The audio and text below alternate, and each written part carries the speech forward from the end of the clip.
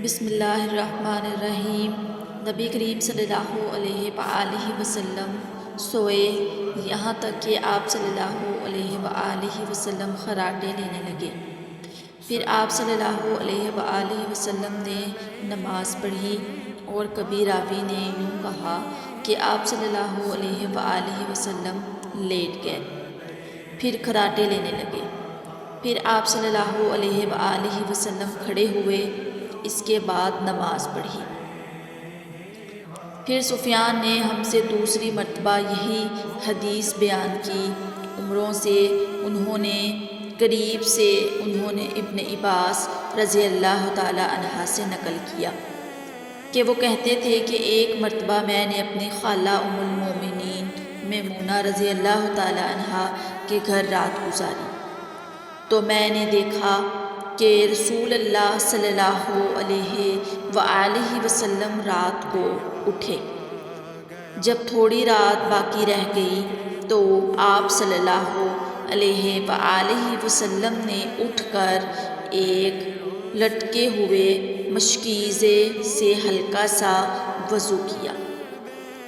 عمروں اس کا ہلکا پن اور معمولی ہونا بیان کرتے تھے، اور آپ کھڑے ہو کر نماز پڑھنے لگے، تو میں نے بھی اس طرح وضو کیا۔ عمروں اس کا ہلکا پن اور معمولی ہونا بیان کرتے تھے، اور آپ کھڑے ہو کر نماز پڑھنے لگے، تو میں نے بھی اس طرح وضو کیا جس طرح آپ صلی اللہ علیہ وآلہ وسلم نے کیا تھا۔ پھر آ کر آپ کی بائیں طرف کھڑا ہو گیا، اور کبھی سفیان نے ان یسارہ کی بجائے ان شملہ کا لفظ کہا، مطلب دونوں کا ایک ہی ہے۔ پھر آپ صلی اللہ علیہ وآلہ وسلم نے مجھے پھیر لیا اور اپنی داہنی جانب کر لیا، پھر نماز پڑھی جس قدر اللہ کو منظور تھا۔ پھر آپ لیٹ گئے اور سو گئے، حتیٰ کہ خراٹوں کی آواز آنے لگی۔ پھر آپ کی خدمت میں مؤذن حاضر ہوا، اور اس نے آپ کو نماز کی اطلاع دی۔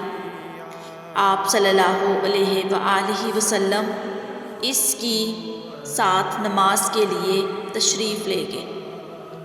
پھر آپ صلی اللہ علیہ وآلہ وسلم نے نماز پڑھی اور وضو نہیں کیا۔